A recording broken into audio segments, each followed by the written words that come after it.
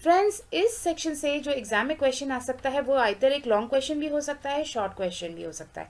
अगर long question है तो वो सिर्फ कैरेक्टरिस्टिक्स पूछेगा, या फिर बेस्ट प्रैक्टिसेस पूछ सकता है, या फिर बेनिफिट्स ही सिर्फ पूछेगा, यानी सिंगल सिंगल भी होगा तो वो 5 मार्क्स का होगा। पर अगर एक 15 मार्क्स का क्वेश्चन आएगा तो वो आपको डेफिनेशन, कैरेक्टरिस्टिक, बेनिफिट सारी पूछ सकता है। तो मैंने यहाँ कोशिश की है सारी चीज़ों को कवर अप करने की।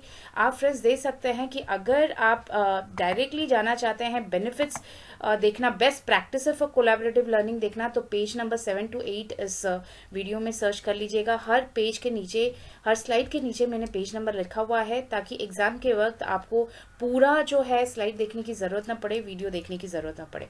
और अगर आप जानना चाहते हैं डेफिनेशन, कैरेक्टरिस्टिक और बेनिफिट्स, तो स्लाइड 1 से लेकर 6 तक रहेगा। पहला जो स्लाइड रहेगा वो कोलैबोरेटिव लर्निंग पर रहेगा, उसके बाद कैरेक्टरिस्टिक्स आएंगी, और काफ़ी सारे पॉइंट्स, मोर देन 35 पॉइंट्स मैंने रखे हुए हैं बेनिफिट्स ऑफ कोलैबोरेटिव लर्निंग, जो आपके लिए बहुत ही ज़्यादा बेनिफिशियल होने वाला है। तो फ्रेंड्स, बीएड में जो क्वेश्चन आ सकता है रिगार्डिंग कोलैबोरेटिव लर्निंग वो है, what is collaborative learning, what are is characteristics, what are the benefits of collaborative learning. और ये भी आ सकता है, explain the best practices for collaborative learning in classroom.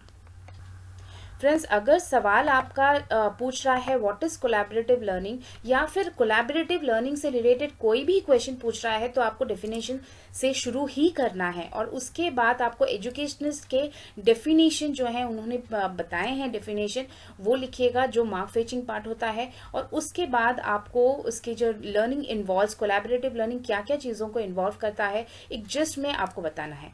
फिर अगर क्वेश्चन कैरेक्टरिस्टिक पूछ रहा है तो कैरेक्टरिस्टिक पॉइंट वाइज फॉर्म में बताइएगा, और बेनिफिट्स पूछ रहा है तो एटलीस्ट 15 से 20 पॉइंट वाइज फॉर्म में एक्सप्लेन कीजिएगा। कोलैबोरेटिव लर्निंग के डेफिनेशन में लिखिएगा, collaborative learning is an educational approach to teaching and learning that involves group of students working to solve a problem, complete a task और create a project. ये काफ़ी simple है अगर समझ लिया जाए। कोलैबोरेटिव लर्निंग एक मॉडर्न अप्रोच होता है लर्निंग का, एजुकेशनल अप्रोच होता है पढ़ाने और लिखाने का, यानी टीचिंग लर्निंग प्रोसेस का एक एजुकेशनल अप्रोच है। हम किस तरह उसे पढ़ाते हैं, जिसमें जो मेन कंपोनेंट है वो है ग्रुप। हम स्टूडेंट्स का ग्रुप बनाते हैं, वो ग्रुप जो प्रॉब्लम सॉल्व करता है, क्रिएट करता है एक टास्क, या कंप्लीट करता है एक प्रोजेक्ट। कंप्लीट करता है टास्क, क्रिएट करता है प्रोजेक्ट, या सॉल्व करता है प्रॉब्लम। वो ग्रुप जो एक साथ मिलके काम करता है, वो अप्रोच को हम कोलैबोरेटिव लर्निंग बताते हैं। According to C. Gokhale, CL, that means collaborative learning is the grouping and pairing of students for the purpose of achieving an academic goal. तो गोखले जी का कहना था कि collaborative learning होता है हम बच्चों को ग्रुप करें, पेयर करें, ताकि वो जो एकेडमिक गोल है, जो हम अचीव करना चाहते हैं, जो ऑब्जेक्टिव है हमारा स्टडी का, जो लर्निंग का ऑब्जेक्टिव है, वो सेटिस्फाई हो पाए, वो अचीव हो पाए। In collaborative learning, the task is divided horizontally. That is, members of group work together more or less sequentially on different approach of a project. यानी ये एक horizontal project है जहाँ हर एक member group का जो होता है उसको एक task दिया जाता है, और वो sequentially सारे एक साथ मिलकर, horizontally का मतलब फ्रेंड्स एक आप समझ सकते हैं स्लिपिंग लाइन, एक स्लिपिंग लाइन ले लें जहाँ हर एक पॉइंट यानी हर एक ग्रुप एक साथ बढ़ रहा है, उसे हम हॉरिजॉन्टल ग्रोथ बोलेंगे। और वहाँ हर एक मेंबर्स को एक ही टाइम में अपने टास्क को करना पड़ता है। सो सारे एक given time, point of time में अपना अपना टास्क फिनिश कर रहे हैं, ताकि वो एक अचीव कर पाए एक गोल को, और हमारा जो एकेडमिक गोल है वो हम अचीव कर पाए as a teacher. Collaborative learning involves group goals as well as personal goals. So इसमें दो पार्ट हैं, एक तो ग्रुप पार्ट होता है जो मेन पार्ट होता है जब हम ग्रुपिंग की बात करते हैं, यानी अल्टीमेट एम जो हमारा है, ऑब्जेक्टिव जो हमारा है, एकेडमिक गोल जो है वो ग्रुप सेटिस्फाई करेगा। और उसके लिए पर्सनल गोल्स हम रखते हैं जहाँ हॉरिजॉन्टल लर्निंग होती है, जहाँ हर एक इंडिविजुअल को एक एक पार्ट दिया जाता है उस प्रोजेक्ट का, जिसे उसे कंप्लीट करना पड़ता है। सेकेंड जो है वो है building and relying on good relationship with each other. ये फंडामेंटल पार्ट है। अगर ग्रुप वर्क है तो रिलायबिलिटी होनी चाहिए, एक दूसरे के साथ अंडरस्टैंडिंग होनी चाहिए, एक दूसरे के साथ कोऑपरेशन होना चाहिए।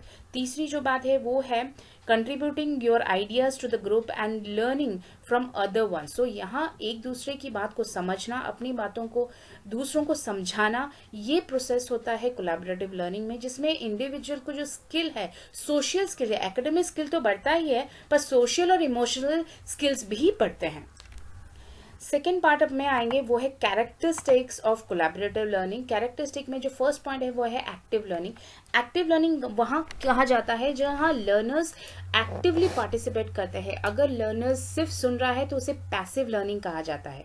पर कोलैबोरेटिव लर्निंग जहाँ ग्रुप लर्निंग होती है, एक दूसरे के साथ मिलके हम व्यूज आइडियाज शेयर करते हैं, काम करते हैं, तो वो एक्टिव लर्निंग बनती है। In collaborative learning students assimilate the information and relate this new knowledge to a framework of prior knowledge. So already जो लर्नड चीज़ें हैं उनके साथ वो अब जो चीज़ें कर रहे हैं उसे एसिमुलेट करते हैं, रिलेट करते हैं, उनसे लर्निंग ज़्यादा होती है। तो फ्रेंड्स, यहाँ जो एक्टिव लर्निंग है वो होती है और हमेशा एक्टिव लर्निंग से बेटर टीचिंग एंड लर्निंग होती है, बेटर अचीवमेंट ऑफ एकेडमिक गोल होता है rather than in comparison to passive learning. Second जो है synthesize information.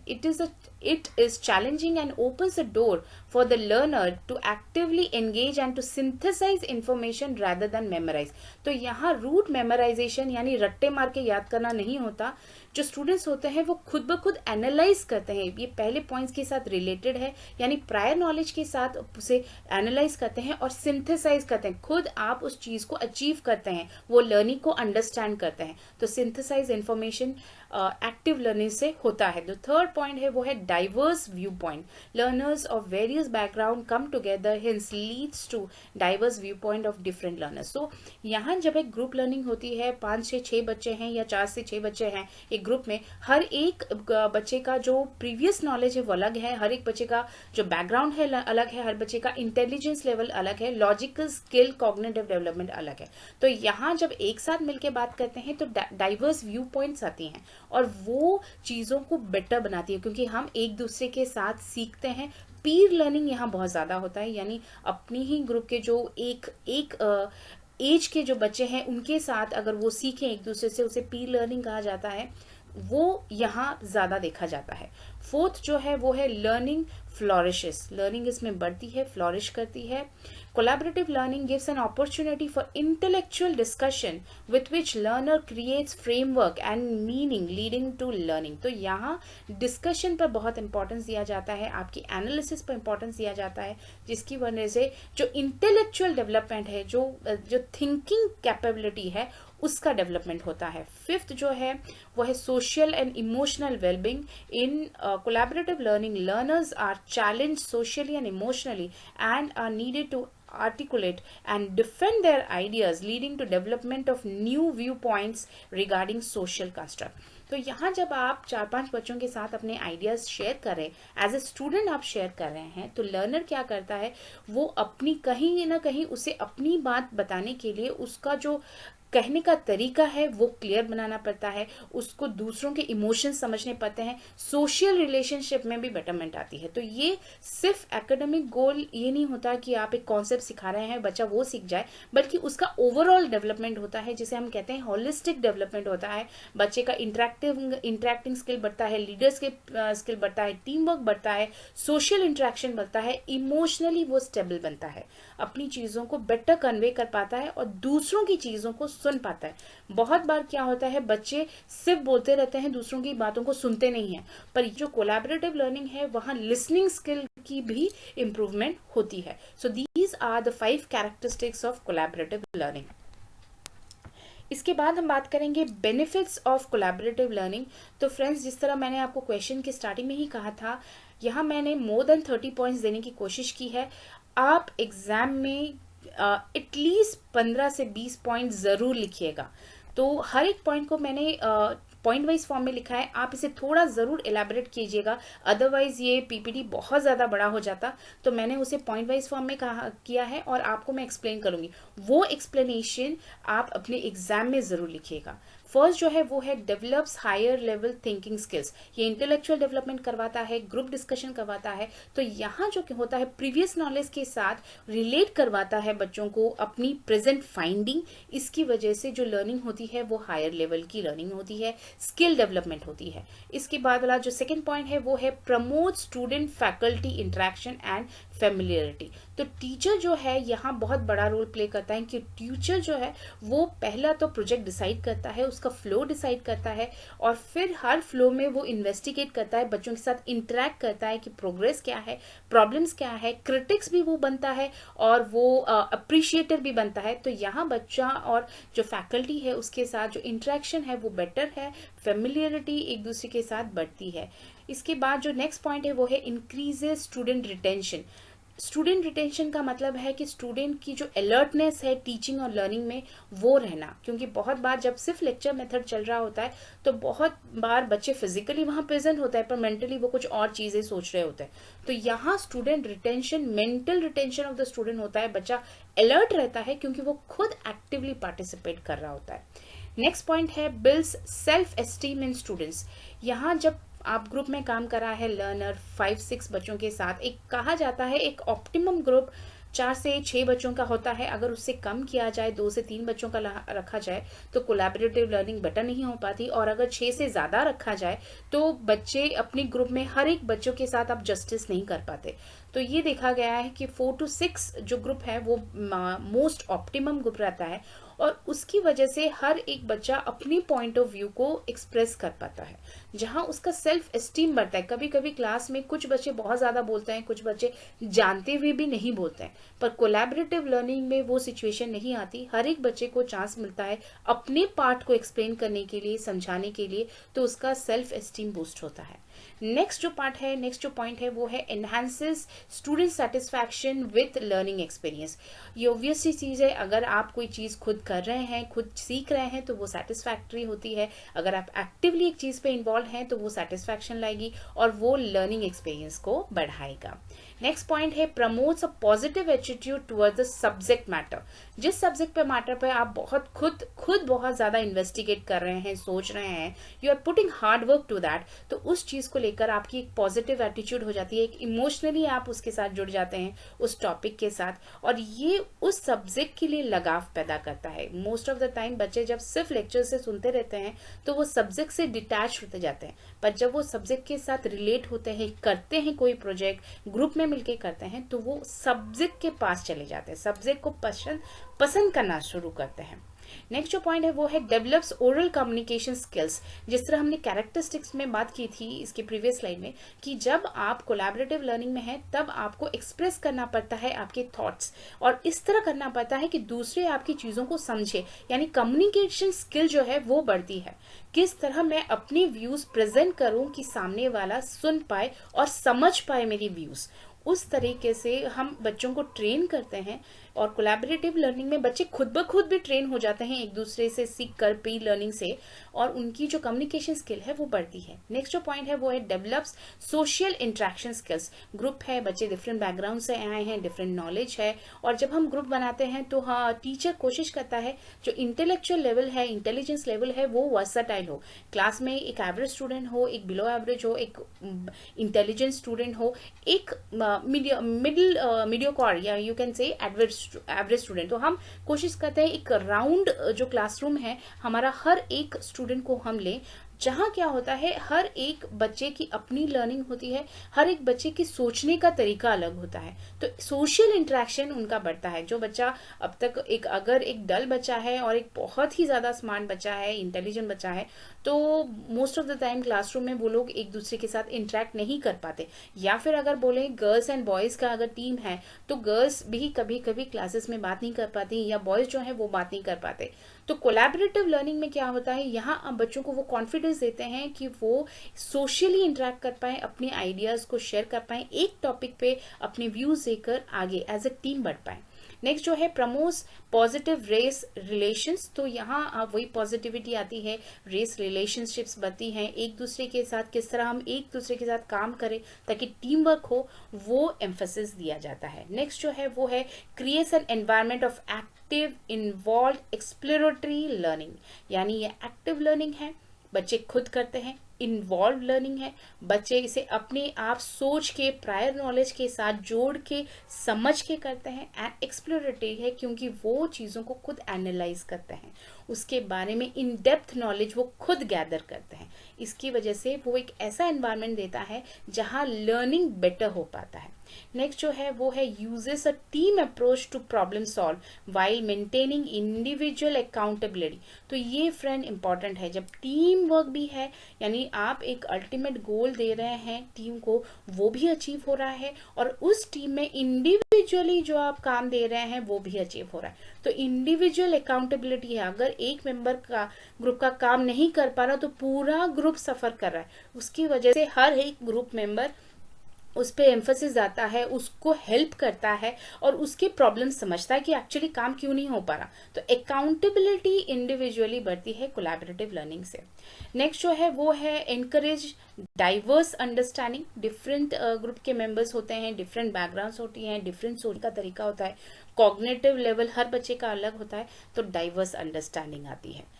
आप दूसरों की जो पॉइंट ऑफ व्यू है, अपनी टीम मेंबर्स की जो अलग लर्नर्स है, उनकी पॉइंट ऑफ व्यू आप समझ पाते हैं। नेक्स्ट जो है वो है encourages students responsibility for learning, तो यहाँ जब ग्रुप मेंबर्स की बात करते हैं, जब अगर कोई एक काम नहीं कर रहा तो पूरा ग्रुप सफर कर रहा है, तो आपको वहां बच्चे को अपना इंपॉर्टेंस पता चलता है कि मैं भी एक ग्रुप का मेंबर हूं, तो वहां वो अपने को बेटर बनाने के लिए, यानी उसका ग्रुप उसकी वजह से सफर न करे, इसकी वजह से वो काम करता है। और वो जो सोच है कि मेरी वजह से मेरा ग्रुप सफर न करे और मेरी वजह से मेरा ग्रुप बेटर करे, वो रिस्पॉन्सिबिलिटी, वो जो सेंस ऑफ रिस्पॉन्सिबिलिटी है वो बच्चों में बढ़ाती है।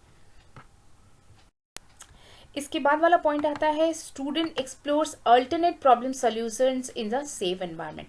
तो फ्रेंड्स पहला तो है सेफ एनवायरनमेंट, टीचर प्रोवाइड करता है एक सेफ एनवायरनमेंट, एक ऐसा टॉपिक देता है जिसमें बच्चे काम कर पाएँ, सेफली काम कर पाएँ, और वो ऐसा प्रॉब्लम होता है जो उनके ऐसी चीज़ें जो वो खुद अचीव कर पाएँ और उनका प्रायर नॉलेज उससे रिलेटेड हो।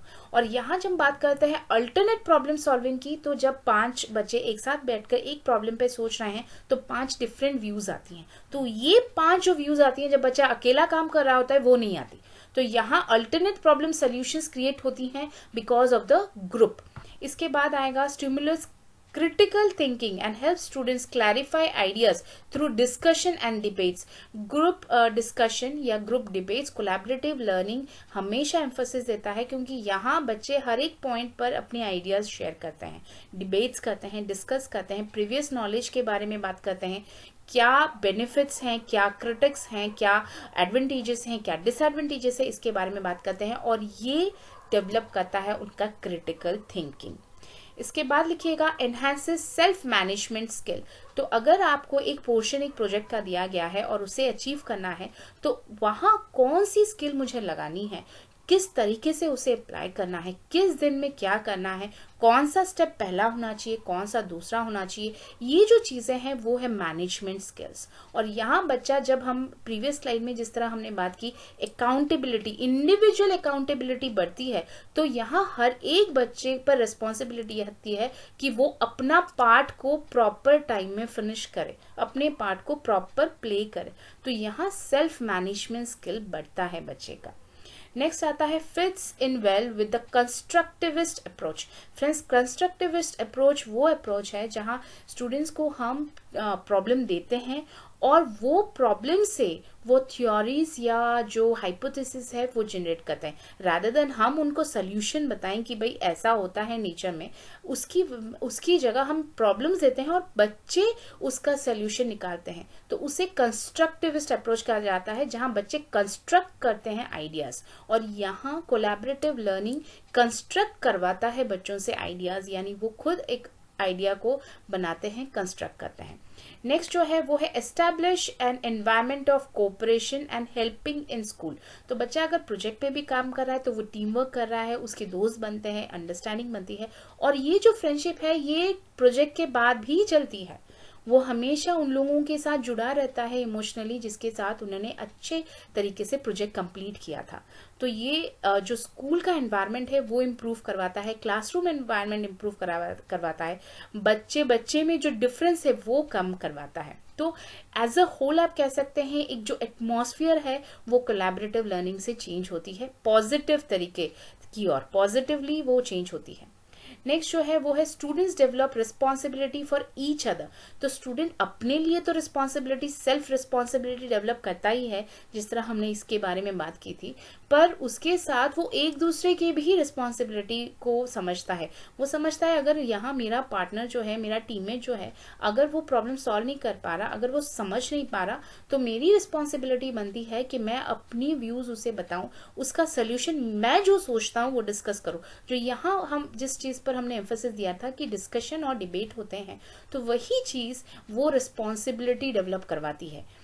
उसके बाद बताइएगा encourages alternate student assessment technique. Friends ये बहुत इंपॉर्टेंट है क्योंकि हम असेसमेंट टेक्निक हमेशा सोचते हैं क्वेश्चन पेपर दे दिया, बच्चे उसे सॉल्व करते रहते हैं, हम मल्टीपल चॉइस है या फिर ऑब्जेक्टिव क्वेश्चंस है, इसे है, लॉन्ग क्वेश्चंस है, पर ये जो तरीका है वो अलग असेसमेंट होता है, परफॉर्मेंस बेसिस असेसमेंट होता है, अंडरस्टैंडिंग बेसिस असेसमेंट होता है, पंक्चुअलिटी बेसिस असेसमेंट होता है, ग्रुप इन्वॉल्वमेंट बेसिस असेसमेंट होता है। तो यहाँ बच्चे को हम सिर्फ उसके जो राइटिंग स्किल पर असेस नहीं करते, कंप्लीट पर्सनैलिटी, इंटरेक्शन, अंडरस्टैंडिंग पर असेस करते हैं। तो एग्जाम करने का तरीका, असेस करने का तरीका, ये हमें एक अल्टरनेट तरीका देता है, एज फॉर टीचर्स हमें देता है।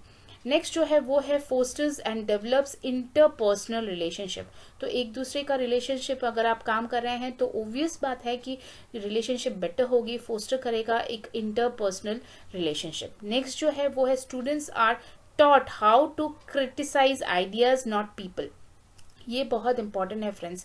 हम जब ग्रुप में काम करते हैं तो हम लोगों को क्रिटिसाइज नहीं करते कि तुम सोच गलत रही हो, बल्कि हम वो सोच को क्रिटिसाइज करते, क्योंकि हम उस सोच पर डिबेट करते हैं, डिस्कस करते हैं, और हमारे प्रीवियस आइडियाज से हम रिलेट करते हैं, प्रेजेंट सिनेरियो से रिलेट करते हैं, तो हमारे जो आइडियाज हैं वो चेंज होते हैं। तो collaborative learning respects people but criticizes wrong ideas.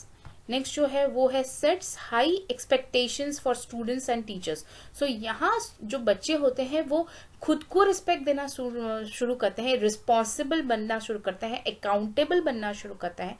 इसकी वजह से उनका खुद के साथ वो खुद के लिए एक हाई लेवल ऑफ एक्सपेक्टेशंस भी बनाते हैं। इसके बाद लिखिएगा promotes higher achievement and class attendance. तो अगर एक्टिव लर्निंग है, बच्चा खुद इन्वॉल्व हो रहा है, एंजॉय कर रहा है, एक दूसरे के साथ मिलकर सीख रहा है, तो ऑब्वियस ही बात है वो क्लास अटेंड करेगा, उसे अच्छा लगेगा चीजें सीखने में, वो सब्जेक्ट के साथ ज्यादा रिलेट कर पाएगा, तो क्लास अटेंडेंस बढ़ेगा और उसका अचीवमेंट भी उस सब्जेक्ट में बढ़ेगा। नेक्स्ट जो है वो है स्टूडेंट स्टे ऑन टास्क मोर और लेस डिसरप्टिव।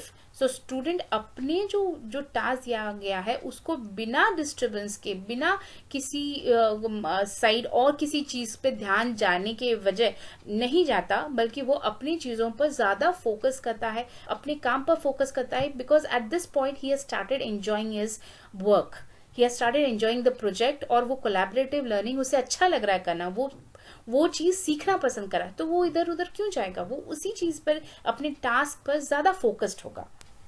इसके बाद वाले पॉइंट में आप लिखिएगा greater ability of students to view situation from others perspective, development of empathy. Empathy यानी दूसरों की सिचुएशंस को समझ पाना, एम्पैथी कहा जाता है। सिंपैथी और एम्पैथी में डिफरेंस होता है फ्रेंड्स।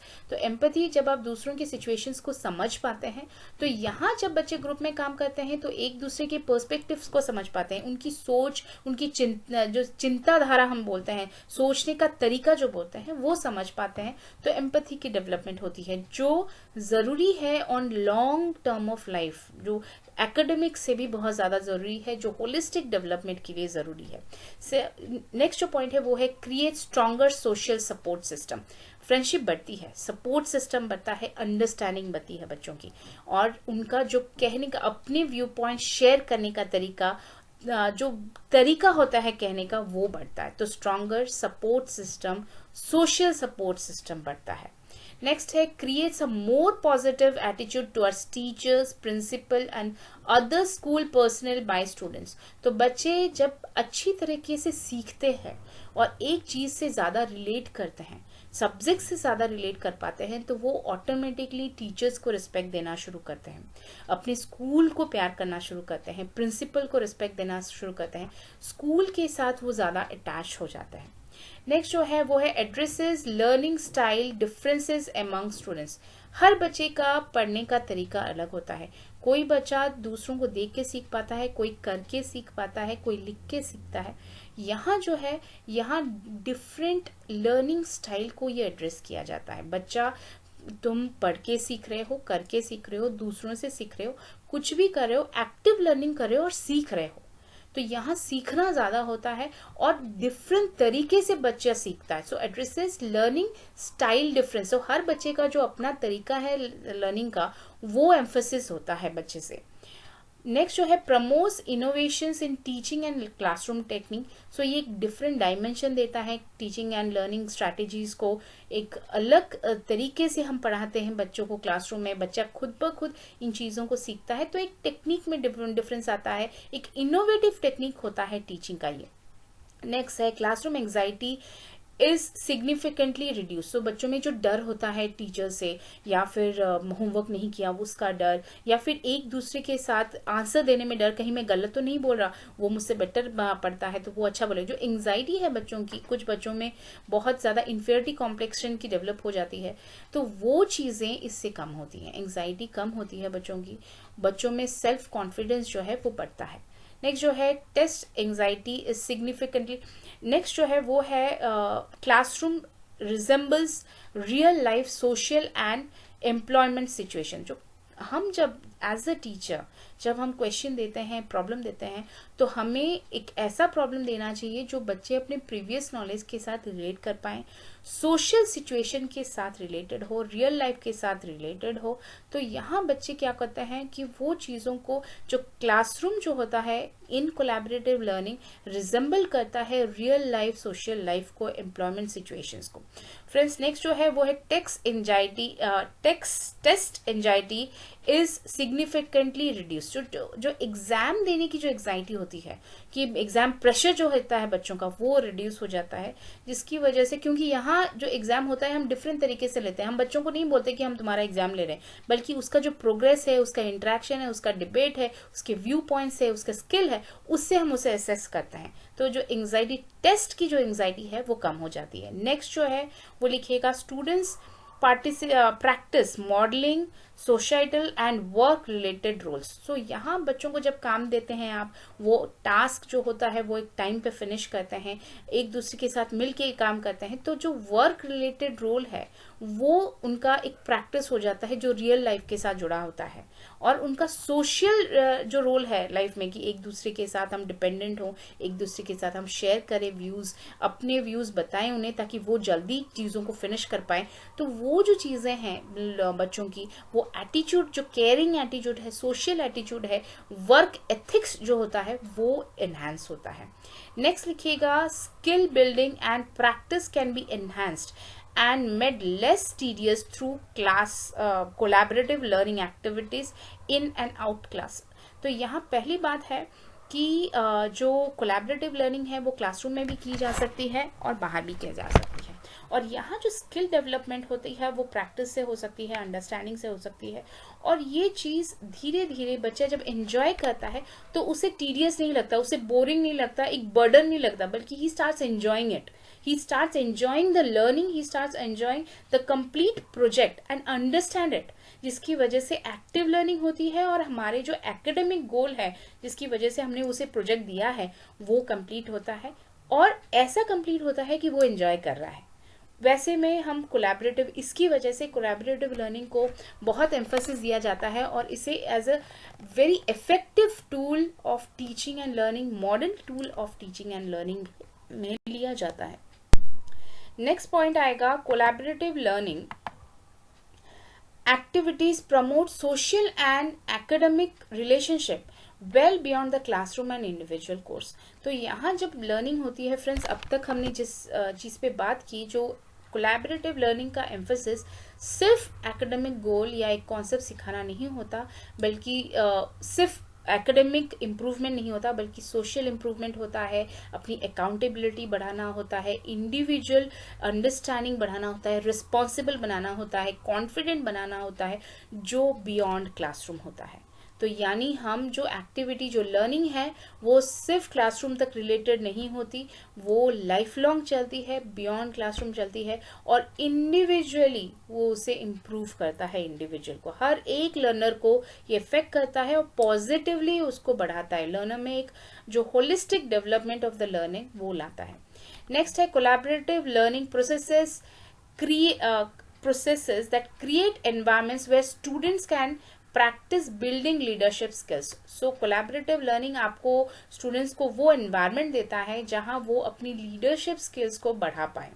नेक्स्ट है it creates a community environment with in the classroom. तो जब बच्चे एक साथ मिलकर काम कर रहे हैं तो फ्रेंडशिप बढ़ती है, एक कम्युनिटी एनवायरनमेंट बनता है, एक ऐसा एनवायरनमेंट बनता है जहां बच्चे एक दूसरे के साथ शेयर कर रहे हैं, सीख रहे हैं, डिबेट कर रहे हैं, डिस्कस कर रहे हैं, और एक दूसरे के साथ कम्पीट नहीं कर रहे बल्कि मिलके काम कर रहे हैं एक प्रोजेक्ट को कंप्लीट करने के लिए। तो कोलैबोरेटिव एनवायरनमेंट बनता है क्लासरूम में by collaborative learning, community environment बनता है।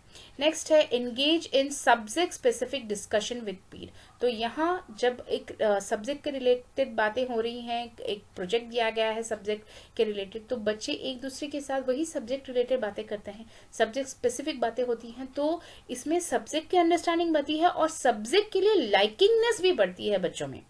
नेक्स्ट है assimilates multiple views to deepen knowledge.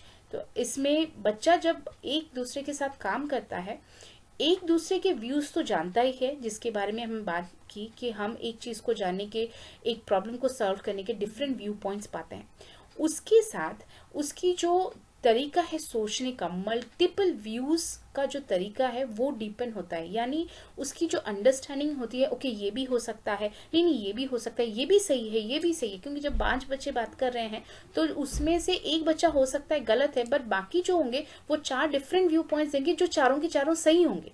तो यहाँ बच्चे का जो मल्टीपल, वो यहाँ दूसरों के तरीके से एक पॉइंट में मल्टीपल व्यू पॉइंट्स ला पाता है, वो समझ पाता है कि भाई इसके ये तरीके भी हैं, इतने तरीकों से सोचा भी जा सकता है। सो वो उसकी कॉग्निटिव डेवलपमेंट करवाती है, डीपन उसकी जो नॉलेज है उसे डीपन करवाती है। नेक्स्ट है foster individual accountability to the team. So team के लिए एक इंडिविजुअल की अकाउंटेबिलिटी बढ़ाता है, क्योंकि अगर आप काम नहीं करेगा तो आपका पूरा टीम पीछे जाएगा। तो टीम के लिए आप काम करते हैं, आप खुद के लिए काम नहीं करते, आप एक पूरे ग्रुप के लिए काम करते हैं, और वहां आपको खुद रिस्पॉन्सिबल, आप खुद फील कर पाते हैं, एक लर्नर फील कर पाता है कि उसका इंपॉर्टेंस क्या है उस ग्रुप में, तो उसकी इंपॉर्टेंस के लिए वो काम करता है। नेक्स्ट है डेवलप्स इंडिपेंडेंट लर्निंग स्ट्रैटेजीज। हर बच्चा कोलैबोरेटिव लर्निंग में फ्रेंड्स ये बहुत इंपॉर्टेंट है, हम ग्रुप देते हैं और ग्रुप में हर एक बच्चे का उस ग्रुप में एक टास्क दिया जाता है, और हर एक बच्चा अपने टास्क को इंडिपेंडेंटली कंप्लीट करता है। हो सकता है वो उस पर डिस्कस कर रहा हो सकता है डिबेट हो रहा हो सकता है वो रिसर्च कर रहा हो, दूसरों के व्यू पॉइंट्स ले रहा हो, पर अल्टीमेटली उसे खुद वो काम कंप्लीट करना पड़ता है। अगर वो नहीं करेगा उसका पूरा ग्रुप सफ़र करेगा। सो उसकी अकाउंटेबिलिटी जो है, इंडिविजुअल अकाउंटेबिलिटी, वो बढ़ती है, इंडिविजुअल लर्निंग स्ट्रैटेजीज भी बेहतर होती है। नेक्स्ट जो है it helps to retain information longer. तो ओबियसली अगर आप किसी काम पे बहुत ज़्यादा लगन से काम करें, इंटरेस्ट से काम करें, एक दूसरे से मिलके काम करें, तो उसकी लर्निंग जो है वो बहुत दिनों तक आपके मेमोरीज में रहती है, और सिर्फ एकेडमिकली नहीं रहेंगी, एकेडमिक रिलेटेड या सब्जेक्ट रिलेटेड ही नहीं रहेंगी, बल्कि एक दूसरे के साथ सोशल और इमोशनल लेवल पे भी आपका इंफॉर्मेशन रहेगा for a very long time. इसके बाद आता है it encourages the development of autonomous learning skill. Friends autonomous learning skill है, ऑटोनोमस यानी खुद ब खुद सीखने का तरीका। सो बच्चा यहाँ डेवलप करता है खुद ब खुद सीखने का तरीका। स्पून फीडिंग नहीं होता कोलैबोरेटिव लर्निंग। आप आए क्लासरूम में, आपने नोट्स दिया, बच्चे उसे रूट मेमोराइज किया, उसको उन्होंने लिखा एग्जाम में, ये नहीं होता।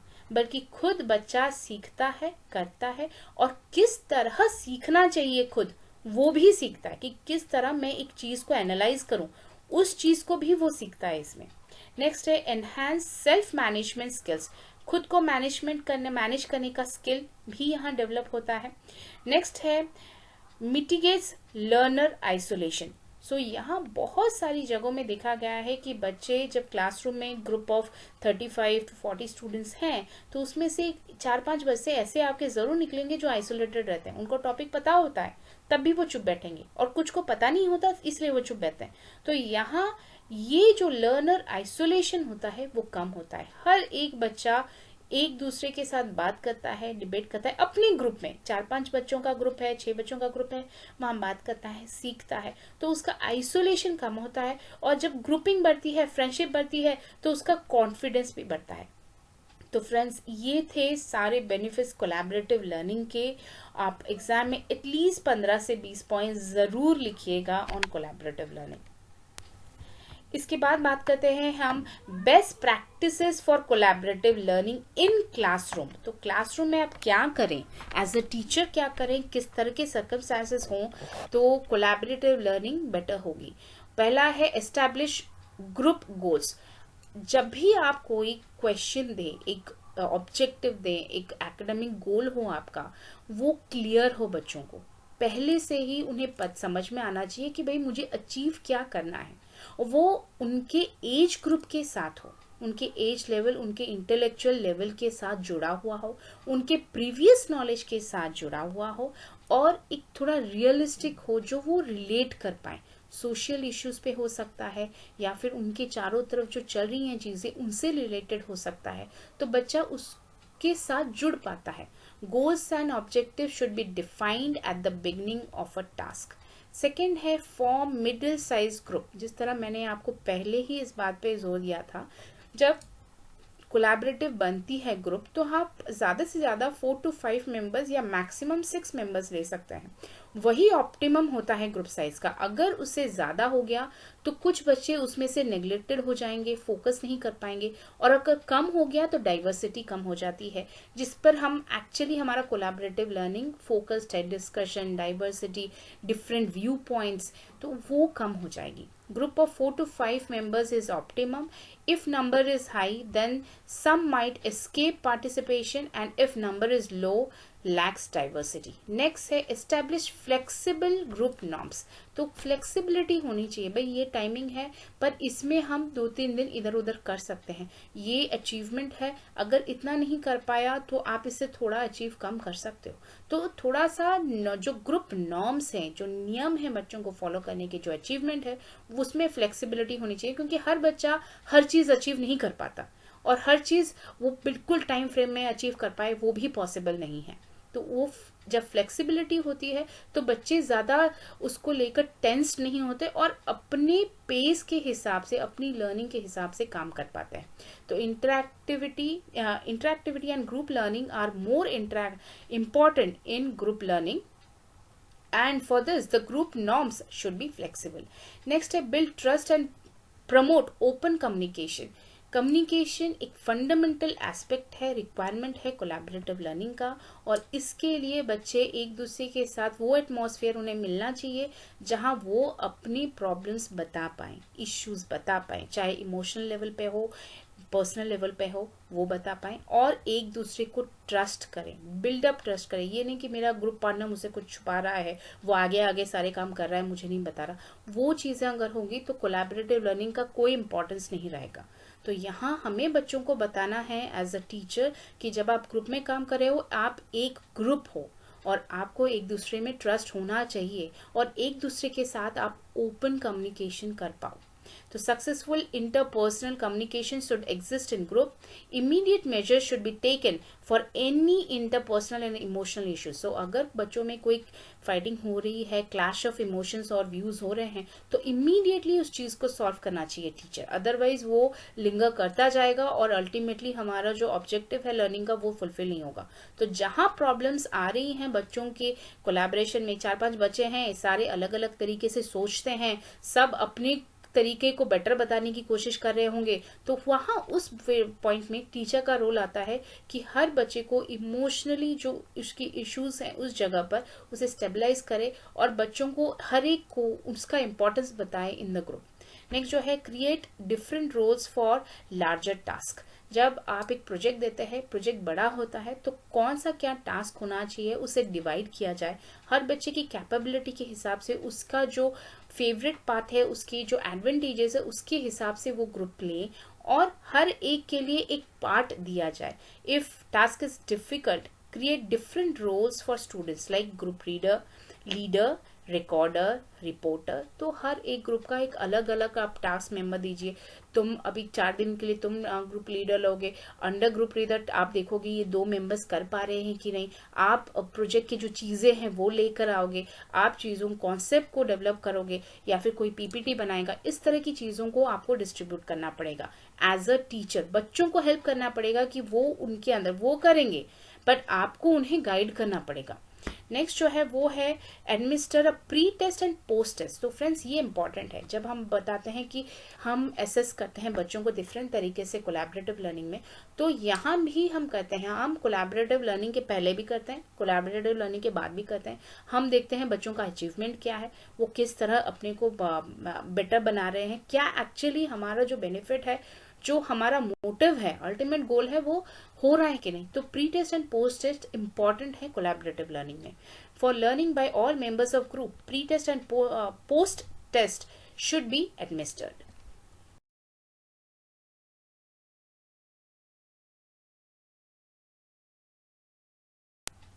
Best practices of collaborative learning में ये भी आता है कि learning process as assessment. So आप लर्निंग प्रोसेस को ही एक असेसमेंट की तरह लें। पोस्ट टेस्ट लिया, प्री टेस्ट लिया, यानी प्री टेस्ट पहले लिया जाता है तो प्री टेस्ट आपने लिया, पोस्ट टेस्ट लिया यानी प्रोजेक्ट के बाद टेस्ट लिया, और ड्यूरिंग द प्रोसेस वो भी करे, डिस्कस करे किस तरह बच्चा इंगेज हो रहा है, किस तरह वो चीज़ों को समझ रहा है और ग्रुप के जो नॉर्म्स है उसे फॉलो कर रहा है कि नहीं। ये सारी चीज़ पे बच्चों का असेसमेंट होना ज़रूरी है। एज अ टीचर ये करना ज़रूरी है in collaborative learning. Grade students on basis of quality of discussion, engagement and adherence to group norms। Next है रिड्यूस एंग्जाइटी। यहाँ टीचर का रोल है कि वो बच्चों में जो एंग्जाइटी आती है, प्रोजेक्ट नहीं हो पा रहा, टाइम में कंप्लीट नहीं हो पा रहा, चीज़ें नहीं मिल रही हैं, समझ में नहीं आ रहा, वो जो एटमॉस्फेयर है वो एंग्जाइटी को है वो कम करे, रिलैक्सिंग एटमॉस्फेयर बनाए, पॉजिटिव लर्निंग एटमॉस्फेयर बनाए। अलाउ सम ह्यूमर, कुछ थोड़ा बहुत ह्यूमर, मजाक, जोक्स होना ज़रूरी है ताकि बच्चों में जो टेंशन है वो कम हो।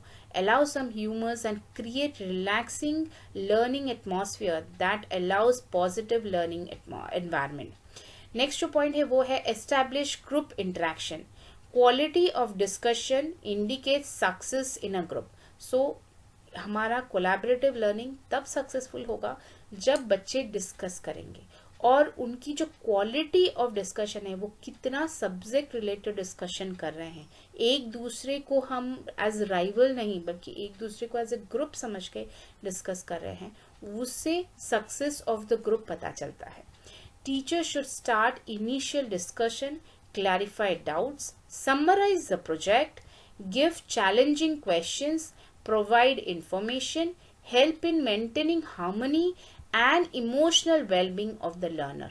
तो कोलैबोरेटिव लर्निंग एक ऐसा है जहाँ बच्चे सब कुछ करते हैं, बट टीचर को, जो टीचर का पार्ट है वो है इनिशियली प्रोजेक्ट देना, उसके बारे में उन्हें डिस्कस करना, उनके जो डाउट्स हैं उसे क्लैरिफाई करना, जो प्रोजेक्ट है उसे समराइज करना कि भाई क्या चाहिए प्रोजेक्ट से, क्या अल्टीमेट एम है और क्या है ये प्रोजेक्ट वो बताना, प्रोजेक्ट और चैलेंजिंग क्वेश्चंस देना ताकि बच्चे अपने को उस क्वेश्चन को सॉल्व करने के लिए उनमें इंक्विजिटिवनेस आए। इन्फॉर्मेशन प्रोवाइड करना, अगर बच्चा नहीं पा रहा, प्रॉपर इन्फॉर्मेशन उसे नहीं मिल रहा, तो उसे इन्फॉर्मेशन प्रोवाइड करना कि कहाँ से वो चीज़ें लाए, कैसे पीपीटी बनाए, कैसे प्रोजेक्ट को कंप्लीट करे, कहाँ से डेटा लाए, तो वो इन्फॉर्मेशन देना।